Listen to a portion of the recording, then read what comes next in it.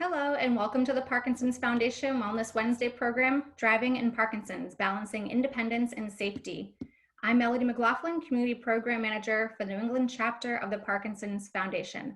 I'm tuning in from Massachusetts, and we warmly welcome our many participants from across the United States, as well as Canada, the UK, and beyond. You are not alone, and your Parkinson's community is here with you today from near and far. The mission of the Parkinson's Foundation is to make lives better for people living with Parkinson's by improving care and advancing research today until there's a tomorrow without the disease. In everything we do, we build on the energy, experience, and passion of the global Parkinson's community. Our virtual PD Health at Home programs, including Mindfulness Mondays, Wellness Wednesdays, and Fitness Fridays, are inspired by you, our viewers. We look forward to sharing exciting new programs with you in the weeks and months ahead. Today's session will be recorded and archived on parkinson.org/pdhealth. It is here that you can also find all upcoming and past virtual programs. Before we get started, we'd love to know a little more about our audience today. You'll see a polling question appear on your screen.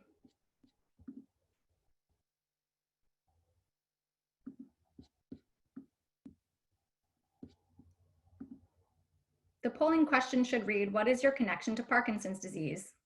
We'll pause for a moment so you can respond.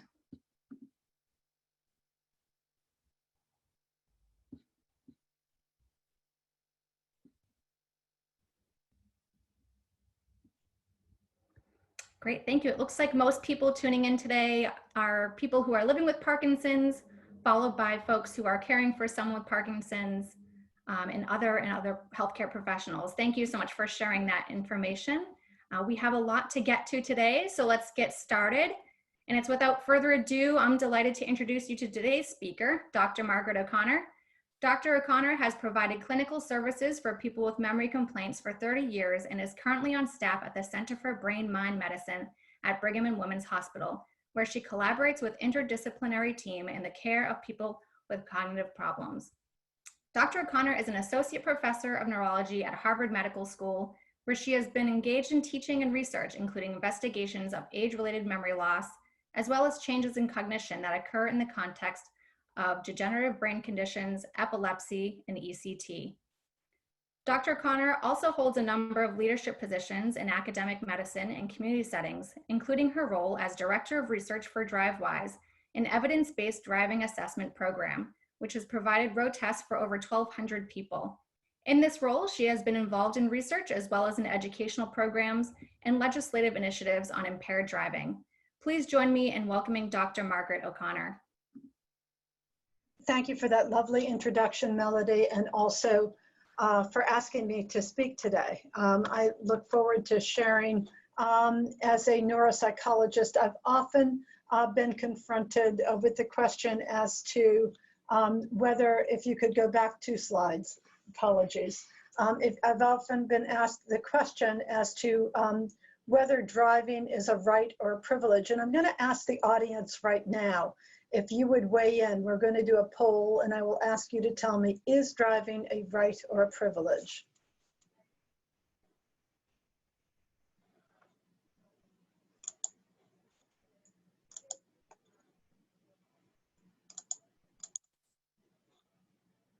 Overwhelmingly, people are know and are impressed with the fact that driving is actually a privilege and not a right. But that's been something that we have struggled with in the drivewise program for a long time. And again, I'm going to ask Krista or Melody to bring up the slide program for me. Going to the next slide, please. We know that driving is critical. Going back 1 slide. We know that driving is critical for self-esteem, for independence and safety, and that it provides a sense of freedom for people. And we have a well-defined way of entering the driving world when people first get their driving licenses, but there's a lot of variability in how we exit. And we also know that it's very important to balance our needs for autonomy alongside safety. Next slide, please. Diseases. is procedural memory, which is memory for skills. And that type of memory is preserved very well and promotes driving.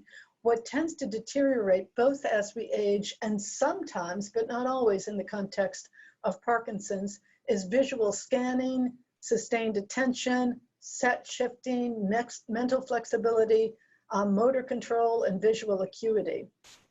When these abilities are compromised, the risk of a motor vehicle accident increases. Next slide, please. It brings us to the question. We know that older adults who relinquish their license have fewer trips and activities. They have increased health problems and a higher incidence of depression.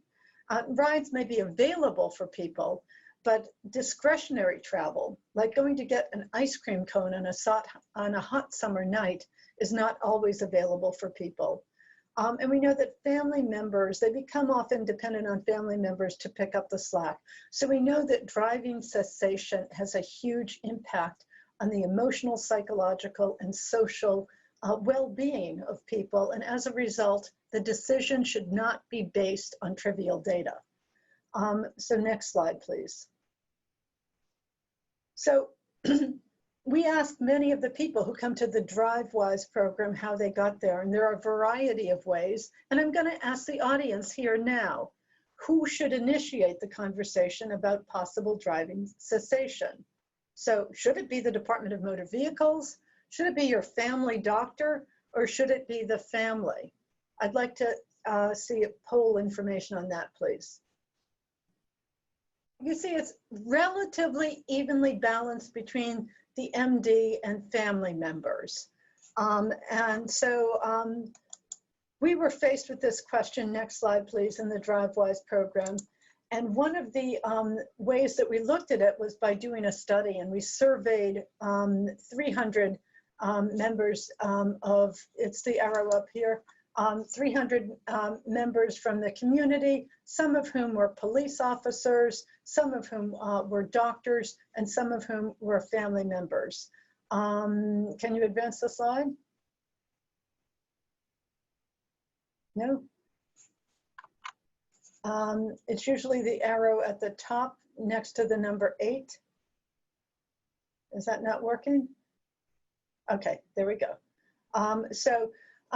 When we surveyed these people, it turned out that every single member of the group looks at the other group to make the decision about driving, because nobody wanted to be the bad guy. What happens is that when the doctor makes the decision about driving for their patient, is that they're often left with a fracture in the patient-doctor relationship. It becomes more complicated. And physicians also thought that they neither had the time or the expertise to weigh in on this very important decision. Next slide, please. So what we do know is that age in and of itself may affect driving. And we know that there are 74 million Americans who will exceed age 65 by the year 2030. And that more than 75% of them carry driving licenses. And we know that age affects driving. People have more driving accidents, they have more errors, they may have worse performance on a road test. And we know that the average man outlives driving by 6 years, and the average woman outlives driving by 10 years. Next slide, please. And so this graph here shows you that there are two ends of the spectrum. There are younger drivers, and you'll see the group down at age 16 and 19. If you look at the bottom part, please go back to the last slide. If you look at the bottom part of the graph there, you'll see that the 16 to 19-year-old driver has a higher incidence of crash rates. Those early drivers who are eating Big Macs and talking and texting are prone to driving. And you'll see at the other end of the continuum, as we approach 70, 75, and 80, there's also an increased risk of crashes. But we know, next slide please, we know that age in and of itself, the next slide is just a cartoon to make fun of and to acknowledge that young and old drivers have problems. It says, yes, we did see the headline about the 71-year-old driver in the crash. Funny, it didn't mention the age of the SUV driver with the cell phone and the Big Mac. We were interested in the effects of age independently of other factors. And so given the fact that we've seen so many people, we've seen about 70 people now who are age 90 and above. So next slide, please. And a little while ago, we did a study on what we call the oldest old. And so we compared the 90-year-old driver, 27 of them at the time, with 61 80-year-old drivers. And these two groups were matched for cognition. And we found that individuals who were 90 plus were at no greater risk for accidents than those people who are 10 years younger, which led us to conclude that age in and of itself does not predict driving safety. Next slide, please. So the question that we're really addressing today is Parkinson's disease and driving. How does Parkinson's disease affect driving? Well, I already told you that for many years I worked with people who have amnesia. They can't remember day to day, but their skill-based memory, their procedural memory ages well. So consistent with that, people with Parkinson's disease often know how to operate the car. The operational aspects of driving are typically well preserved. So we need to acknowledge that first off. And we also need to acknowledge that there's a lot of heterogeneity or variability in people who have Parkinson's. No two people with Parkinson's are the same. There's a lot of diversity, both in terms of motor symptoms and cognitive symptoms. And what I'm going to do with you today is I'm going to highlight those motor symptoms that are most worrisome in terms of driving, as well as those cognitive symptoms that also make us a bit worried. And we also know that people with Parkinson's disease, like anybody else, deserves an evidence-based solution. So people will come to my office and I'll do my, neuropsychological testing, and I'll weigh in about driving. I'll say, I'm a little bit concerned because you have problems with multitasking. I would never at that point say, stop driving. I might say it would be wise to get a road test, because what a road test does is it gives people their day in court. They see how they're doing vis-a-vis driving. And that was why we developed the DriveWise program so many years ago. So next slide, please. So we also know about people with Parkinson's disease that many of them still hold driver's licenses well after they have been diagnosed, and many of them still drive. But out of a survey of 12,000 people, this was done by German colleagues, they found that 15% of those with Parkinson's disease had been in a motor vehicle accident the year prior, and that a risk factor was excessive sleepiness during the day. So when your arousal and attention are affected, that may affect driving. So next slide, please. What are the motor symptoms that are most relevant? Well, the tremor is not necessarily problematic. Sometimes tremors will go away when someone is driving. Bradykinesia is a little more worrisome. So bradykinesia, by which I mean slowness of movement. And what may happen in that instance is that someone has a slower reaction time to hazards. And if in fact they were to participate in a driving coaching program, the intervention would focus on anticipatory behaviors and use of technology. How balance-related problems in Parkinson's affect driving or have to do with problems getting in and out of the car? It doesn't really affect the operational aspects of driving. Rigidity may affect your ability to rotate your neck, which may in turn affect lane changes. People may make unsafe lane changes. And the intervention that an OT or that a driving instructor would implement would be a parabolic mirror, a mirror that gave you a better field of view and allowed you to scan without necessarily always having to rotate your neck. And we also know that rigidity may contribute to less fluid steering. So next slide, please. And in terms of non-motor symptoms related to Parkinson's, one of the big issues is impaired contrast sensitivity. And I'll show you in a minute how we measure that. but that really means your ability to see a figure in terms of make distinctions between the figure and the ground. So if you can see things clearly. So when you have impaired contrast sensitivity, and many people with Parkinson's do have that, and as we get older, that may be a challenge for a lot of us. It may be a particular challenge to drive at twilight or to drive in the fog, because you may not be able to detect the road or signage as well. And we know that impaired visual awareness, and I will show you in a minute how we detect that, but that means a full field of view. Being able to scan your environment is problematic in terms of driving, and it may result in particular problems when someone is trying to make left-hand turns. And we also know that fluctuations in Parkinson's disease related to fluctuations in attention and sleepiness may have a profound effect on driving. And those fluctuations are not always captured in a road test. Other abilities that are worrisome for driving include changes in executive functions having to do with making plans, organization, judging your space between you and the car in front of you, maybe driving too fast, and reduced capacity for multitasking.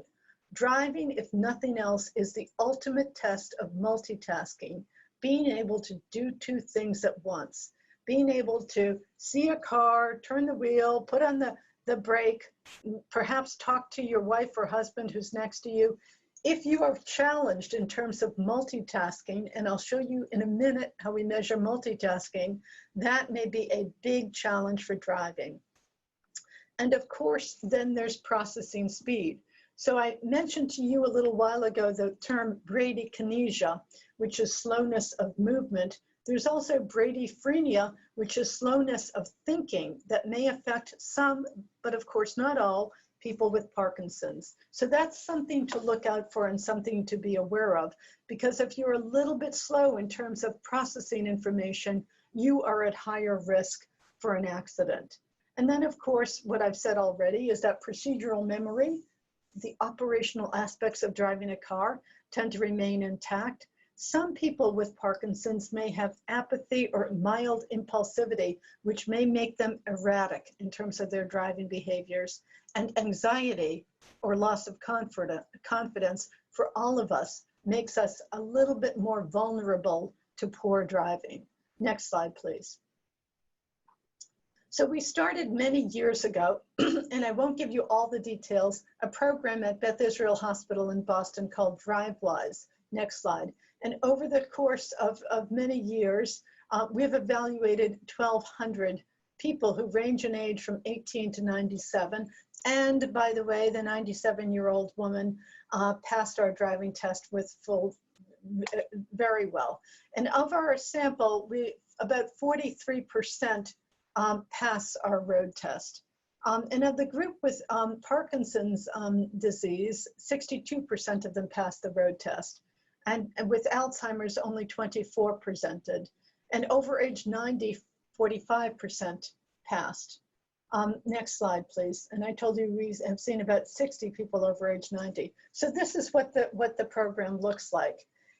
Someone is referred in the purple box, you see that, and then they immediately see a social worker who does a very detailed history, focusing on driving habits, driving history, have there been accidents, what are alternative driving resources, and what it means. Because, you know, as I said at the beginning, it's a huge question for a lot of people, what it means to each individual to contemplate driving cessation. Believe it or not, for some people, it doesn't mean that much. They live in an urban area, maybe they don't even like driving. For other people, it is so ingrained in their self-concept and their sense of independence that it feels like the worst news they could possibly get.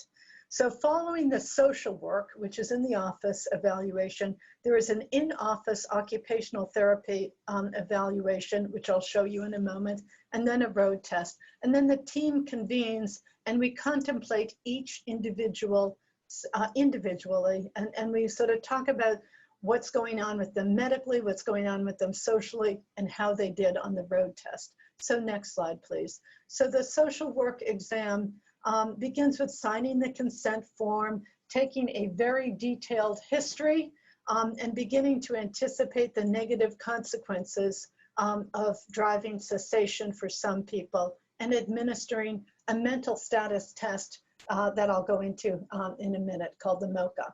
So you'll see, next slide please, that we give this test, which a lot of people have taken over time.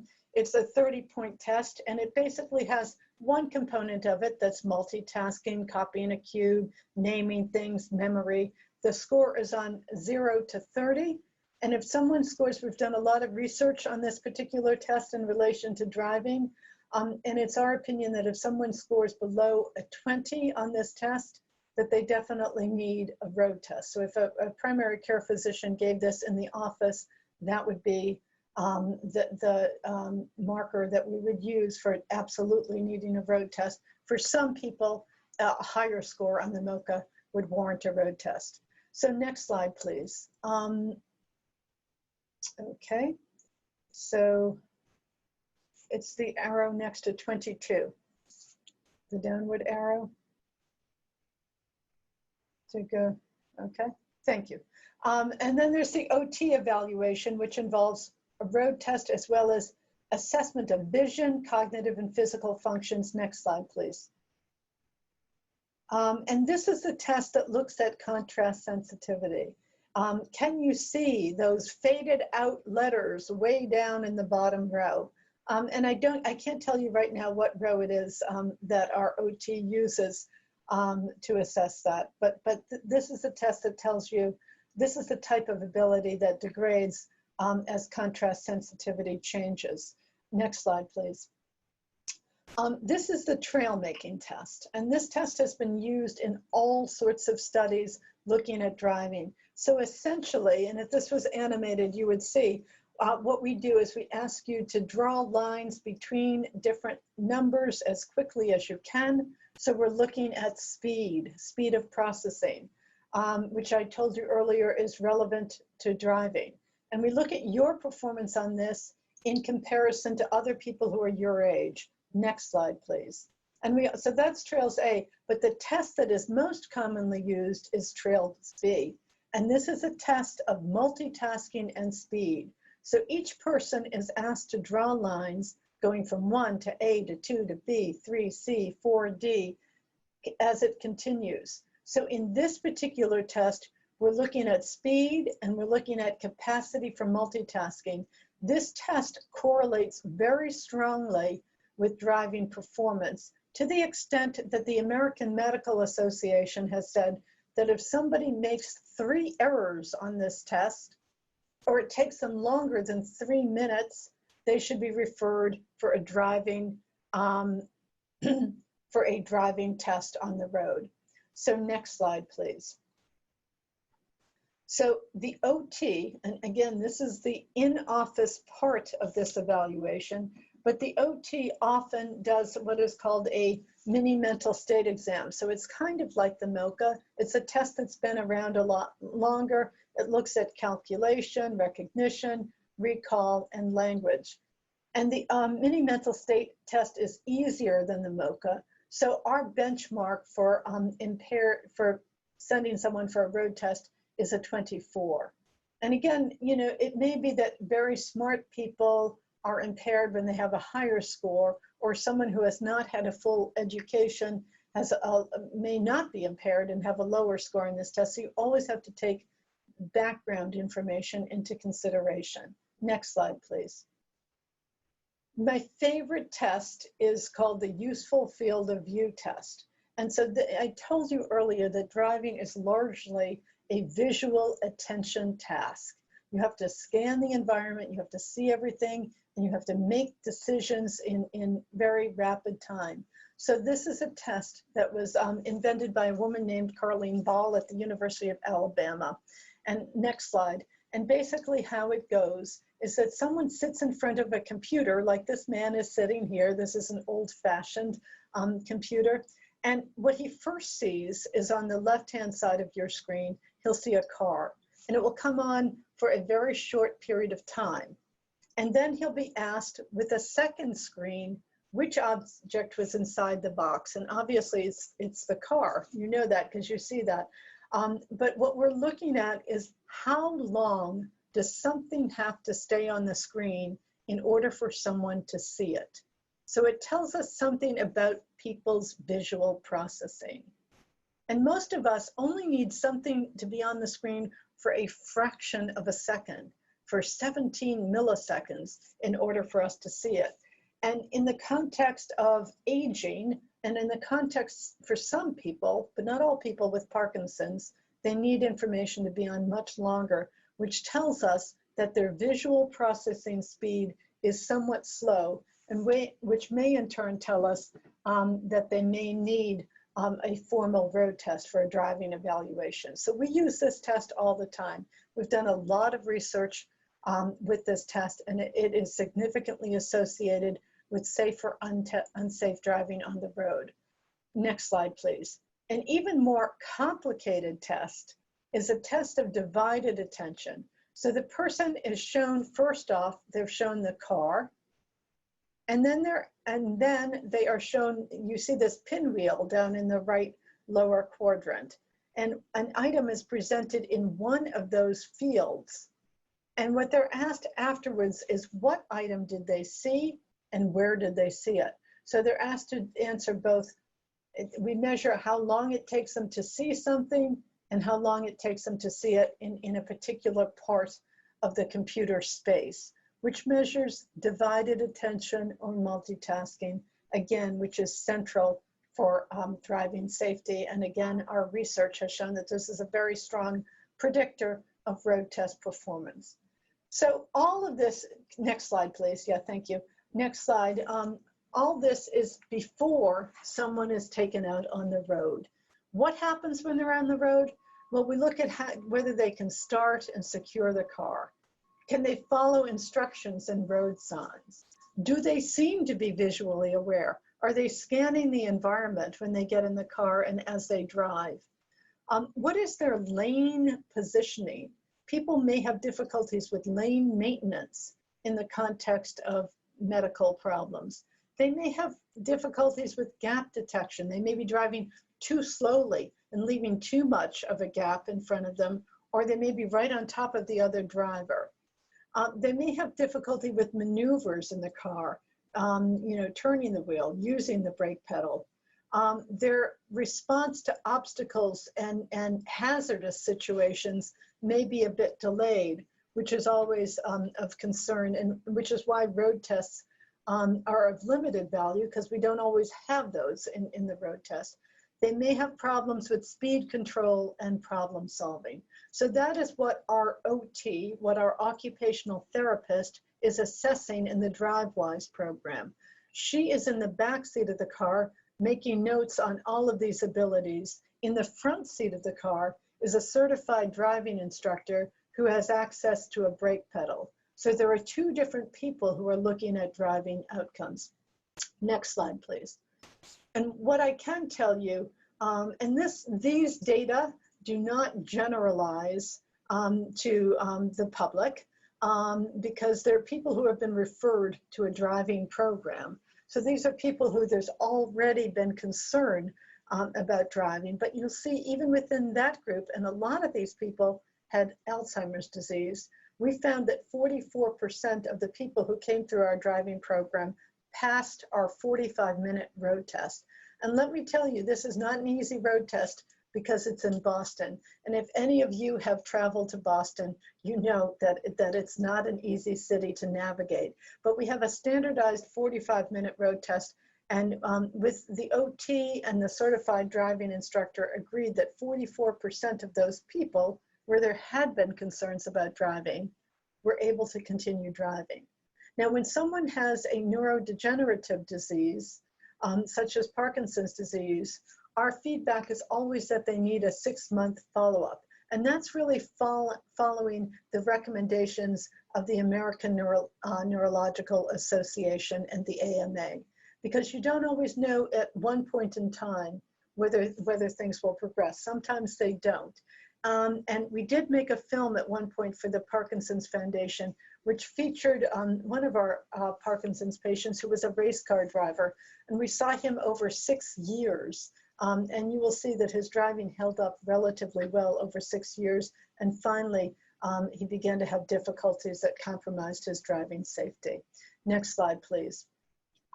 So what do we do when we have discussions with people about driving cessation? And you know, it's not every person does not pass the road test, but the people who do, it's a big problem for them because it has a huge impact on their life. So we enlist the family. We get the family involved in the feedback session, and we realize that this is not easy news. And so we listen. We don't just talk, we listen. And we focus on what they did during the driving exam. So we have a written report that lists that for them. But we also we encourage people to focus on how they have coped in the past with bad news. What is their history of resilience? How they've dealt with this. And we encourage them to define independence more broadly. It's not all about driving. And as I said, we focus on the errors that they made in the road, again, because it gives people their day in court. And we discuss the importance of their safety and the safety of others. I'm sure you've all asked the question, would I have my grandkids or would I have my children in the back seat? And if you say no, because I think I'm a little bit shaky in terms of driving, then you have to consider other people's grandchildren and children. It's important to medicalize the problem. It's nobody's fault. People feel a lot of shame when they lose their license, and it's really a matter of, again, sort of joining them and letting them know that it's not their fault, that it's a medical situation. And then, of course, monitoring for mood changes. Next slide, please. So there are a number of initiatives that will help us as we get older sort of drive more safely. And there are new initiatives having to do with road design, protected left turn signals, specific left turn lanes are big ones, reflective pavement markings as we get older and we're more visually challenged.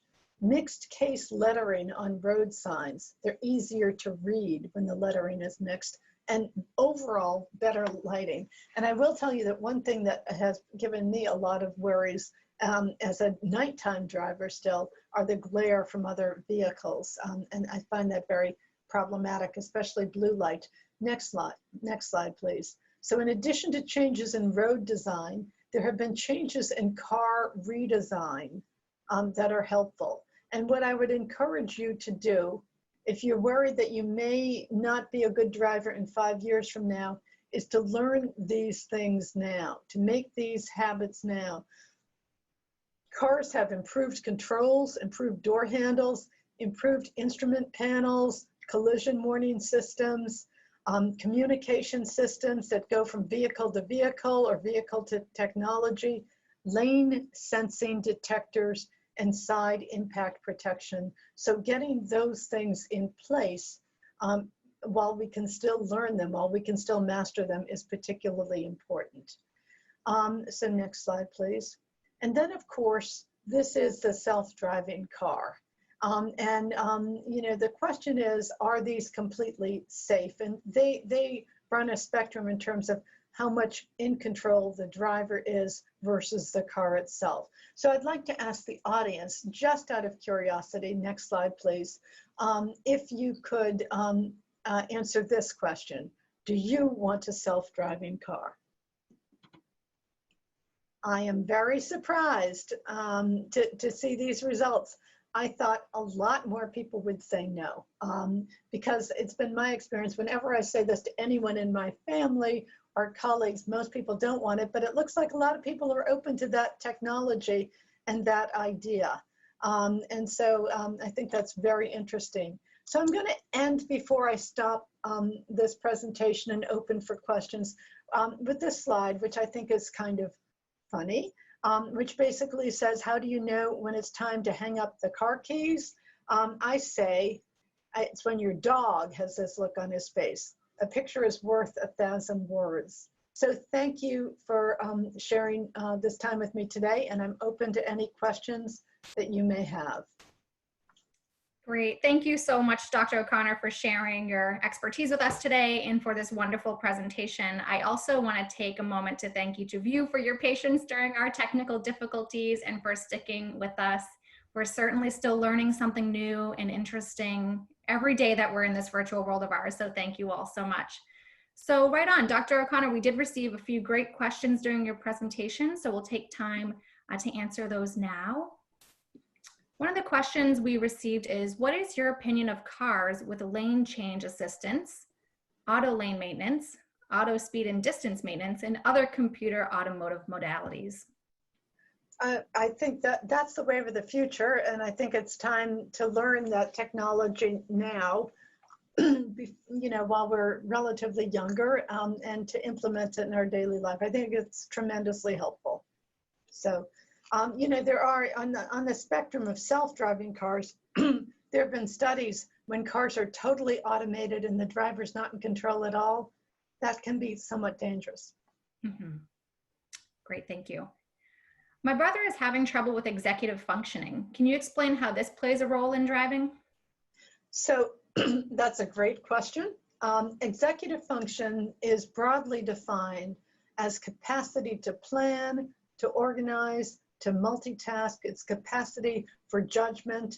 And so it can affect driving in all sorts of ways. So I talked already about the importance of multitasking, being able to listen to the radio and put down the window and maintain your lane when you're driving. So multitasking is key for driving, but also sort of thinking ahead and planning your route and responding in a way that in a timely manner, and being able to sort of judge whether another driver coming towards you is driving erratically or they're driving sensibly. So all executive functions affects driving in all those sorts of ways. Great, thank you. And how do hallucinations from Parkinson's play into evaluating driving?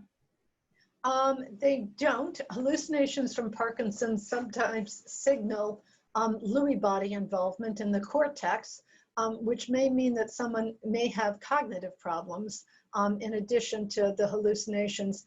But the hallucinations in and of themselves, tend to be sporadic and don't necessarily affect driving directly. Great.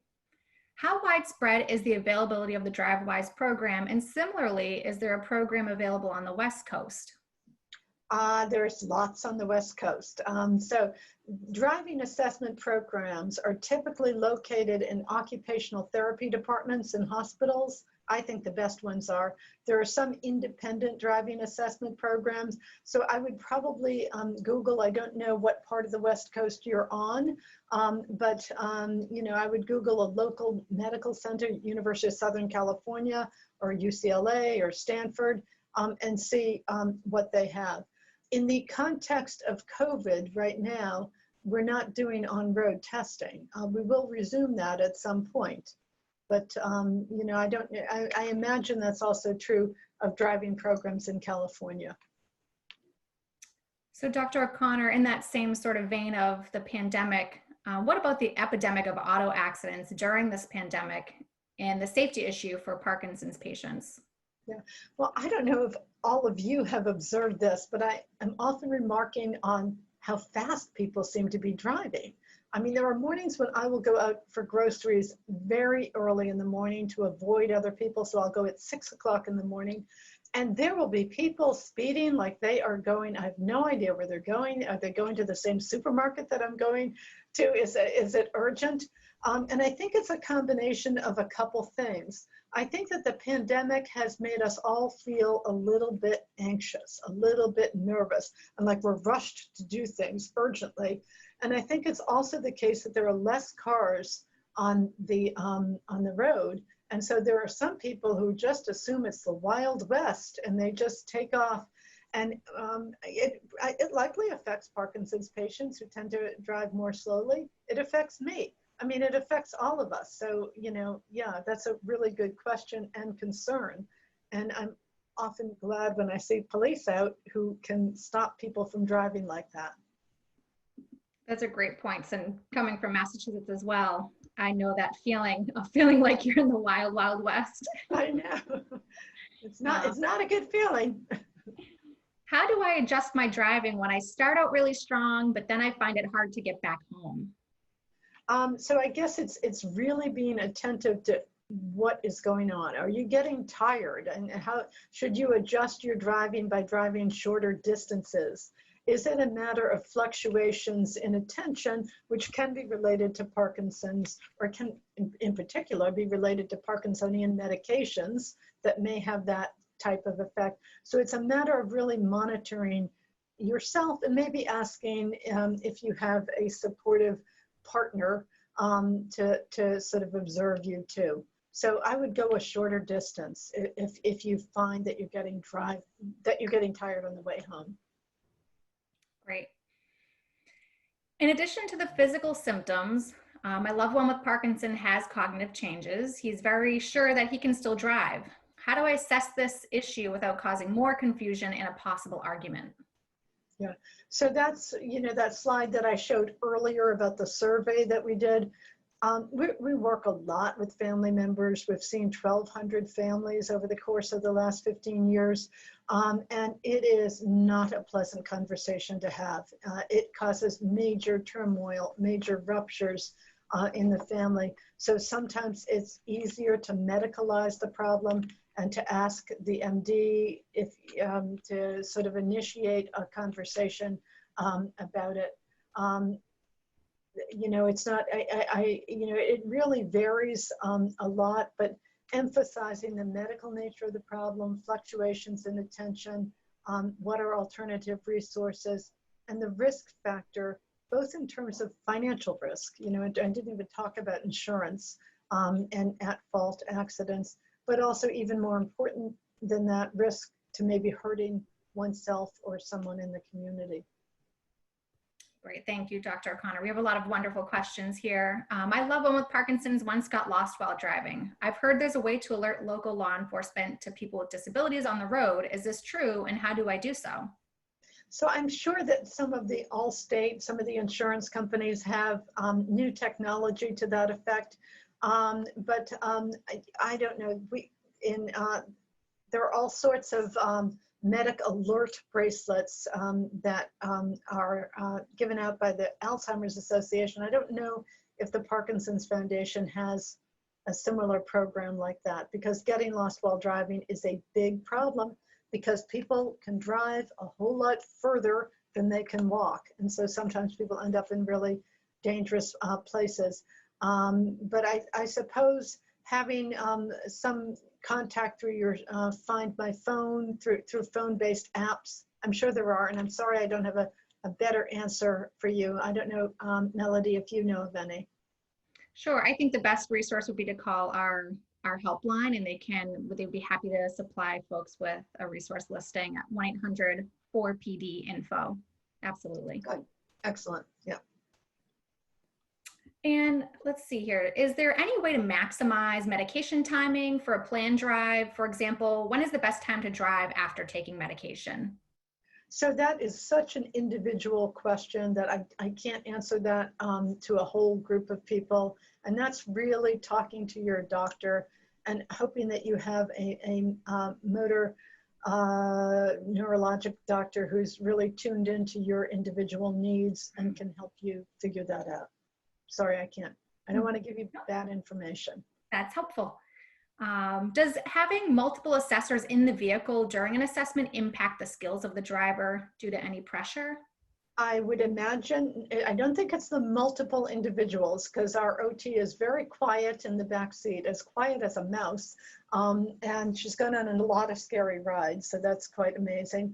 But I think the undergoing a driving assessment in a car that's not yours is extremely anxiety provoking for a lot of people. So we spend the first 15 minutes helping people get acclimated. And we've been doing this so long that it's a matter of calming them down. But we do consider the role of anxiety in our assessment. Great. And sort of in terms of anxiety and stress, we have another question here. If my loved one is going through an especially stressful time in life, should driving be avoided? I know stress has a very negative impact on my loved one's Parkinson's.